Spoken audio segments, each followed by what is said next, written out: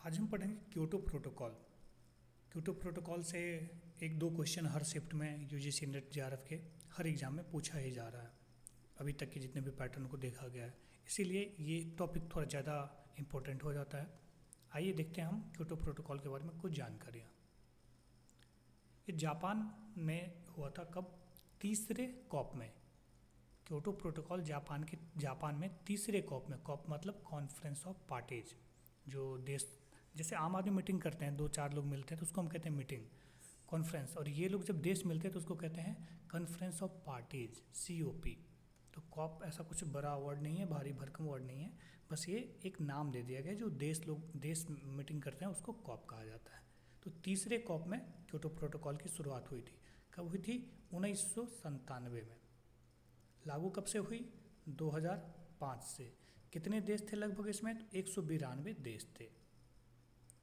इसमें अमेरिका जो था वो एकमात्र ऐसा देश था जो हस्ताक्षर नहीं किया, उसको मानने से इनकार कर दिया और वो पीछे हट गया था सबसे आखिरी टाइम में। और कनाडा 2012 में इससे बाहर हुआ था। 2012 में बाहर होने वाला देश कौन था? कनाडा। यह अंतर्राष्ट्रीय संधि है जो 1992 के संयुक्त राष्ट्र जलवायु परिवर्तन फ्रेमवर्क सम्मेलन का विस्तार करती है, यानी UNFCCC जो था उसी का ये विस्तार करती है। ग्रीन हाउस गैस में 6 गैस के उत्सर्जन को कम करने के लिए ये प्रतिबद्ध था। वो 6 गैस आपको याद रखने हैं। कौन कौन थे? Carbon dioxide CO2, methane CH4, nitrous oxide N2O, hydrofluorocarbon HFC, पर फ्लोरोकार्बन PFC और सल्फर हेक्साफ्लोराइड SF6। इनको याद रखने की मैंने एक ट्रिक भी बताई हुई है, जो कि हमारे प्लेलिस्ट में पड़ा हुआ है, शॉर्ट्स वीडियो में जाकर के आप चेक कर सकते हैं। आगे थी कि इसकी पहली प्रतिबद्धता जो थी अवधि, वो 2008 से 12 मानी गई थी। 2008 से 12 याद रखें इसको, 2008 से 2012 इसकी पहली प्रतिबद्धता की अवधि थी। 12 में जब ये समाप्त हो गई तो दोहा में संशोधन किया गया। जब दोहा में मीटिंग हो रहा था तो दोहा संशोधन में ये चीज़ बनाया गया कि अब इसको एक्सटेंड करें, इसको आगे बढ़ाए। तो दूसरी प्रतिबद्धता 2013 से 20 तक के लिए बनाई गई थी। कहाँ पर? दोहा संशोधन में। क्योटो प्रोटोकॉल ने देशों को निम्नलिखित समूहों में विभाजित किया, जिन्हें परिशिष्ट कहते हैं। जो देश क्योटो के लिए बाध्य हैं वे नीतियों और घरेलू कानूनी अधिनियमों द्वारा, घरेलू कार्यों द्वारा अपने कटौती लक्ष्यों को पूरा करने हेतु बाध्य होते हैं, यानी कि यह एक बाध्यकारी संधि थी। लेकिन 3 मार्केट आधारित तंत्र के माध्यम से अपने लक्ष्य का हिस्सा पूरा कर सकते हैं। ये 3 तंत्र कौन कौन से थे? स्वच्छ विकास मंच थे, उत्सर्जन व्यापार था, संयुक्त कार्यान्वयन था। देखिए, क्योटो प्रोटोकॉल किससे संबंधित है? तो उत्सर्जन व्यापार से, स्वच्छ विकास मंच था ये, यानी कि क्लीन डेवलपमेंट से संबंधित था, और संयुक्त कार्यान्वयन से संबंधित था ये। इस 3 को याद रखना है हमें। फिर आते हैं कि कार्बन क्रेडिट क्या है। देखिए, कार्बन क्रेडिट क्या होता है कि कई बार ऐसा होता है ना कि 2 भाई बहन होते हैं घर में, कहीं पे घूमने के लिए जाते हैं। इसको ऐसे समझिए आसान भाषा में कि आपस में भाई बहन घूमने के लिए गए, घर से दोनों को 100 रुपया मिला और आपने क्या किया? तो अपना 100 रुपया पूरा खर्च कर लिया। लेकिन आपके भाई या बहन जो भी आपके साथ में थे, उन्होंने क्या किया? तो अपना 50 रुपया ही खर्च किया, 50 रुपये उन्होंने बचाए हुए हैं। अच्छा, आपको रास्ते में कुछ और सामान दिख गया, वो लेना है, उसकी कीमत 10 रुपये है। अब आपके पास तो पैसे नहीं है, तो आप क्या करोगे? इसको बोलोगे कि भाई आप मुझे 10 रुपये दे दो, और आपके पास तो 50 बचे हुए हैं। तब वो आपसे कहेगा कि ठीक है, मैं आपको 10 रुपये तो दे रहा हूँ, लेकिन बदले में जो है सो आप मुझे बाद में कभी 12 रिटर्न कर देना, या फिर 15, या फिर वो आपसे अपनी कुछ बातें मनवा लेगा।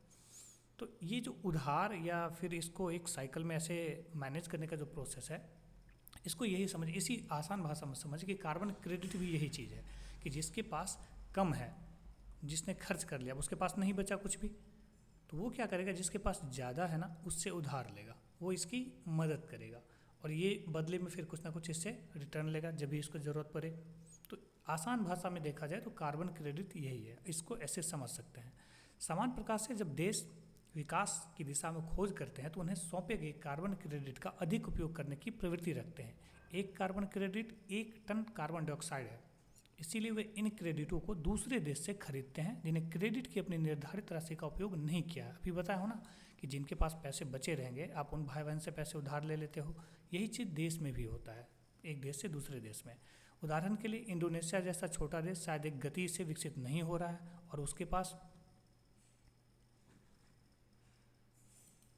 और उसके पास अतिरिक्त क्रेडिट है। इसीलिए इन क्रेडिटों का तब कार्बन बाजारों में व्यापार होता है जो शेयर बाजारों के समान है। इसीलिए ज़रूरतमंद देश उन्हें खरीदता है और प्राप्त पैसों का उपयोग बेचने वाले किसी देश में भी विकास गतिविधियों में किया जाता है। अतः यह दोनों देशों के लिए जीत की स्थिति है। यदि कोई देश क्योटो प्रोटोकॉल का पालन नहीं करता है तो उस स्थिति में क्या क्या चीज़ें हो सकती है। यदि कोई भी देश क्योटो तंत्र का अनुपालन नहीं कर रहा है तो देश को संयुक्त कार्यान्वयन के माध्यम से भी क्रेडिट हासिल करने की अनुमति नहीं होती है। कार्बन क्रेडिट की अनुमत राशि में अधिक मात्रा पर देश के 30% अधिक जुर्माना लग सकता है। देखिए कि लग जाएगा ऐसा ज़रूरी नहीं है, लेकिन लग सकता है। ऐसी उम्मीद की जाती है कि 30% अधिक जुर्माना लगेगा। तो याद रखना जुर्माने की रकम कितनी है, 30%। अब देखिए क्योटो के बाद जो शिखर सम्मेलन हुआ, एक नज़र हम उस पर भी डालते हैं। क्योटो प्रोटोकॉल जो 2 प्रतिबद्धता अवधि में लागू किया था। देखिए कई बार क्या होता है कि हमें फैक्ट याद रहता है, लेकिन उसमें से थोड़ा सा अगर डीप से क्वेश्चन पूछ देना तो हम कंफ्यूज हो जाते हैं कि क्वेश्चन कहाँ से आ गया, जबकि हम पढ़े हुए होते हैं। जैसे देखिए कि पहली अवधि कितनी रखी गई थी, 2008 से 12। दूसरी हमने बताया 2013 से 2020 तक के लिए। तो प्रतिबद्धता कितनी बार हुई, एक बार 8 से 12 और दूसरी बार 13 से 20। तो यही तो पूछ रहा है ना कि क्योटो प्रोटोकॉल 2 प्रतिबद्धता अवधि में लागू किया गया था। तो इसको इसीलिए याद रखना जरूरी है। कितनी प्रतिबद्धता थी, तो 2। दूसरी प्रतिबद्धता 2012 से, ये 13 से होगी। 2012 में तो खत्म हो गई थी, 13 से 20 तक कहाँ पे, दोहा संशोधन में समाप्त होने के बाद किया गया था, बताए हैं। सदस्य राष्ट्रों ने क्रमिक COP मतलब पार्टियों का सम्मेलन जिसको कॉप कहते हैं, इसके लिए मुलाकात की थी। और लीमा में COP 20 के दौरान, कहाँ पे, लीमा, COP 20 के दौरान देशों ने क्योटो में मौजूद विकसित और विकासशील देशों के बीच अंतर को कम करने का फैसला किया था। किसी भी विकसित या विकासशील देश पर कानूनी बाध्यता के बिना अपने स्वयं के कटौती लक्ष्य को निर्धारित करने के बारे में इसमें चर्चा हुई थी। विकसित और विकासशील देश के बीच जो मुद्दे थे, अब उस मुद्दे को हम देखते हैं। क्योटो प्रोटोकॉल ने सदस्य राष्ट्रों को विभिन्न प्रमुखों में विभाजित किया था। देखते हैं कि प्रमुख क्या क्या थी। जिसमें देखिए एक ये था कि जिसमें विकसित देशों के साथ साथ संक्रमण में अर्थव्यवस्था EIT जैसे कि यूक्रेन, तुर्की और कुछ पूर्वी यूरोपीय देशों को शामिल किया गया था। इसमें अनुग्लग 2 जो था, इसमें क्या था कि देशों का एक उपसमूह शामिल था जिसमें मुख्य रूप से सबसे उन्नत अर्थव्यवस्था शामिल थी जो ICD के एक भाग का निर्माण करती है। आर्थिक सहयोग एवं विकास संगठन है। और जो गैर अनुलग्नक देश थे,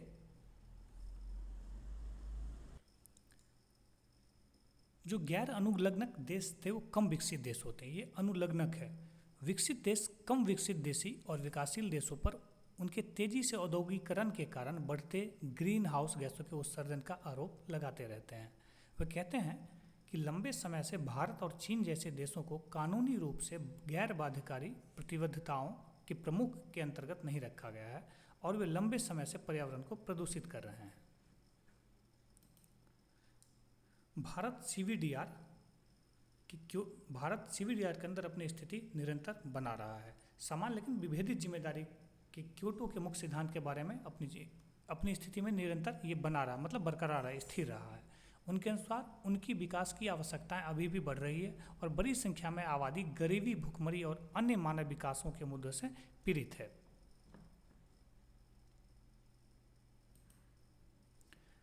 ये देखिए यहाँ पे ग्राफ्स के माध्यम से समझाया गया है कि कौन सा देश कितना उत्सर्जन में योगदान देता है, कौन सा देश ग्रीन हाउस गैस के उत्सर्जन को कम करने में कितना ज़्यादा आगे है, उसकी यहाँ पे ग्राफ के माध्यम से बताया गया है। ये मैं PDF सेंड कर दूंगा तो इसमें आप जूम करके भी देख सकते हैं। फिर आते हैं हम कि सीमा जलवायु परिवर्तन सम्मेलन, ये कब हुआ था, तो ये हुआ था COP 20 में। देखते हैं COP, ये है COP, कॉन्फ्रेंस ऑफ पार्टीज। देखिए इस शिखर सम्मेलन का उद्देश्य क्या था, 2030 तक वैश्विक तापमान की वृद्धि को 1850 आधार रेखा या पूर्व औद्योगिक युग से अधिक 2 डिग्री सेल्सियस तक सीमित रखना। ये कल की क्लास में मैंने बताया था, कितना, 2 डिग्री, औद्योगिक तापमान 2 डिग्री से नीचे रखना था। कब तक, 2030 तक। और इसका आधार कितना था, 1850 आधार रेखा था। समझौता यह चाहती थी कि पार्टी INDC के नाम से जानी जाने वाले पेरिस शिखर सम्मेलन पेरिस शिखर सम्मेलन में अपने राष्ट्रीय रूप से निर्धारित लक्ष्यों के बाद ग्रहण करें। शिखर सम्मेलन बिना किसी ठोस निर्णय के समाप्त हो गया था, कोई कंक्लूजन ही नहीं निकल पाया था। कोई देश उसको मान रहा था, कोई नहीं मान रहा था। किन्हीं की बात ऐसी थी कि चलो माना जाए, तो कोई देश विरोध भी कर देते थे। इन सब वजहों से बिना किसी ठोस निर्णय के ये समाप्त हो गया। अब पेरिस जलवायु शिखर सम्मेलन देखते हैं। पेरिस जलवायु शिखर सम्मेलन हाल के दिनों का सबसे महत्वपूर्ण शिखर सम्मेलन है। इसे क्योटो के बाद का सबसे निर्णायक समझौता माना जाता था। किसके बाद? क्योटो के बाद का। राष्ट्रीय स्तर पर निर्धारित प्रतिबद्धताओं के कारण इनका विशेष महत्व है, जो सदस्य देशों द्वारा अपने ग्रीन हाउस गैस उत्सर्जन को सीमित करने के लिए व्यक्तिगत प्रतिज्ञा है। पेरिस समझौते के अंतर्गत देश को GHG को सीमित करने के लिए योगदान की योजना, निर्धारण और नियमित रूप से रिपोर्ट करना चाहिए। इन्हें पहली बार बॉटम अप दृष्टिकोण का अनुसरण किया था। पेरिस शिखर सम्मेलन के अनुच्छेद 2 के अंतर्गत ये प्रमुख उद्देश्य बताए गए थे। अब देखिए उद्देश्य क्या क्या थे। इसमें कुछ पॉइंट ऐसे हैं जो बहुत इंपॉर्टेंट है, जिसको नोट डाउन करना जरूरी है। औद्योगिक स्तर बताए थे कि 2 डिग्री सेल्सियस से अधिक नहीं रखना था। औसत तापमान जो था वो 1.5 डिग्री रखना था।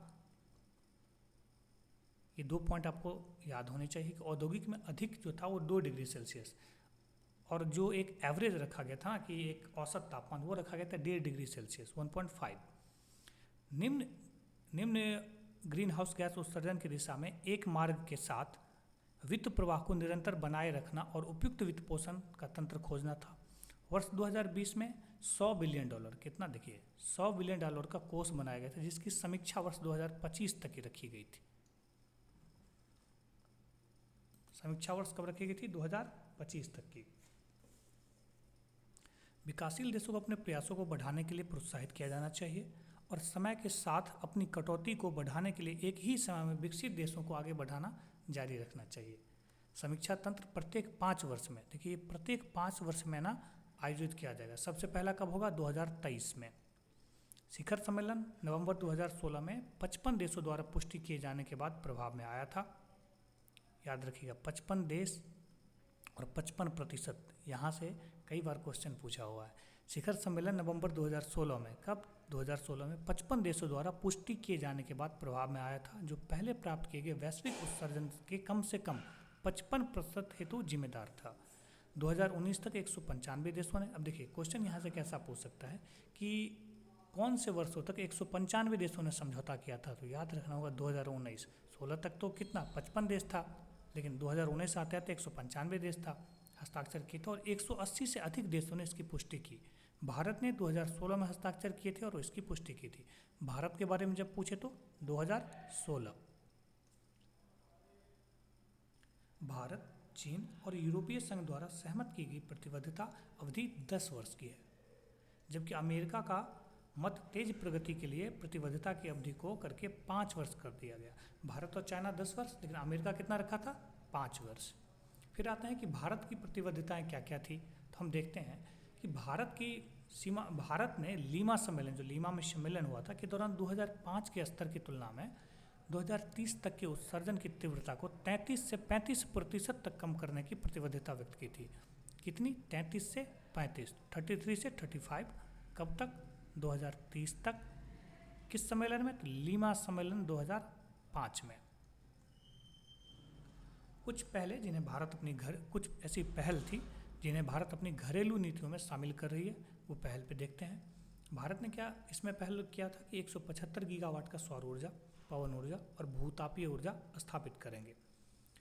वर्ष 2032 तक 63 गीगावाट की स्थापित परमाणु ऊर्जा क्षमता का पूरी तरह से उपयोग किया जाएगा।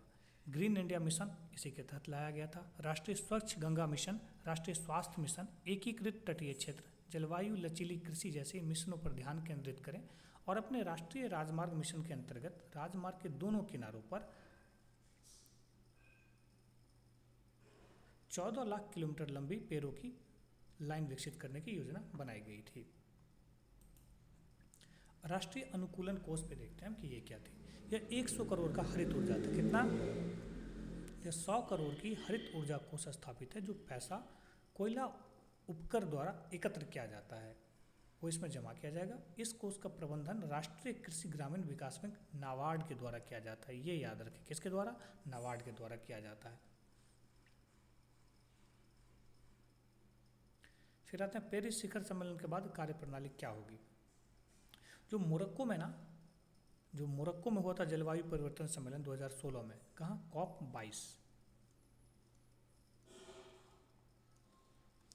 पेरिस के बाद पहली बैठक को CMA1 कहा गया था, CMA1 कहा गया था, जो मोरक्को में आयोजित की गई थी। कहाँ पे, मोरक्को में।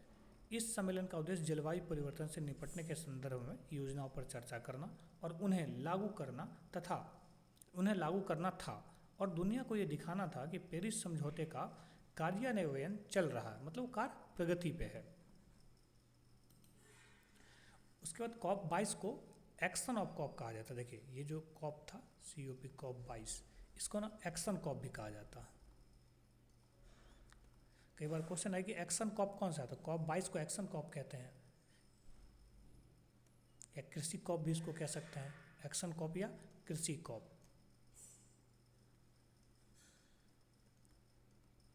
COP मतलब conference of parties. Action COP किसको बोलते हैं या कृषि COP बोलते हैं, COP22 को। संयुक्त राष्ट्र जलवायु परिवर्तन फ्रेमवर्क सम्मेलन COP25 में पार्टियों का 25वां संस्करण कहाँ पर हुआ था, मैड्रिड में। कब से, 2 दिसंबर में। देखिए ये जो COP25 का कह रहा है, इसका जो 25वां संस्करण था ये मैड्रिड में हुआ था। कई बार ये पूछ लेगा कि मैड्रिड में क्या संस्करण हुआ था, तो याद रहना चाहिए 25वां। कब शुरू हुआ, 2 दिसंबर को शुरू हुआ। इस सम्मेलन का उद्देश्य क्या था कि 2015 में जो पेरिस समझौता के लिए नियम पुस्तिका पूरा करना है, जो 2020 में प्रभावी होंगे। उसके बाद यह 1997 के क्योटो प्रोटोकॉल को प्रतिस्थापित करेगा, जो 2020 में समाप्त हो गया या समाप्त हो जाएगा। नए कार्बन बाजारों के निर्माण उत्सर्जन में कमी के लक्ष्य, देश के व्यक्तिगत लक्ष्य आदि जैसे मुद्दे। केटोवाइस पोलैंड 2019 के जो COP24 हुआ था, COP24 कब, 2019 में, ये उसके दौरान अनसुलझे रह गए थे। ये सब मुद्दा सुलझाना था, ये वाली जितने भी मुद्दे हैं, लेकिन ये मुद्दा सुलझ नहीं पाया था। ये सब क्या हुआ था, अनसुलझा रह गया था। इस प्रकार पेरिस समझौते के अंतर्गत नियम पुस्तिका को अंतिम रूप नहीं दिया जा सका।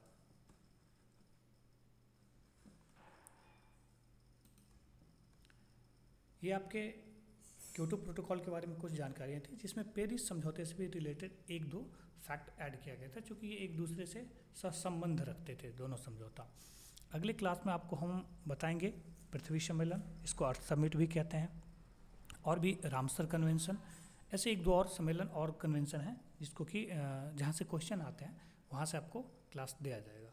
देखिए बहुत ज़्यादा नहीं पढ़ना है, हमें उतना ही पढ़ना है जितना हमारे सिलेबस में टॉपिक्स लगे हुए हैं और जहाँ से क्वेश्चन आते हैं। जैसे कि क्योटो प्रोटोकॉल अभी आपको बताया हूँ मैं, रामसर कन्वेंशन से क्वेश्चन आएंगे आपको एनर्जी रिसोर्सेज से क्वेश्चन आएंगे। उसके बाद आपको आएंगे प्रदूषण से, पॉल्यूशन जो है उससे, कि वायु प्रदूषण, जल प्रदूषण, यहाँ से आएंगे। उसके बाद आपको याद रखना है डेसिबल, कि शांत क्षेत्र के डेसिबल कितने होते हैं, आवासीय क्षेत्र के कितने होते हैं, औद्योगिक क्षेत्र के कितने होते हैं। ये आने वाले क्लासों में आपको सारे नोट्स प्रोवाइड करवाए जाएंगे और वीडियो क्लास में भी ये सारी जानकारी आपको दी जाएगी। तब तक बने रहें बन्नी क्लास के साथ। राधे राधे।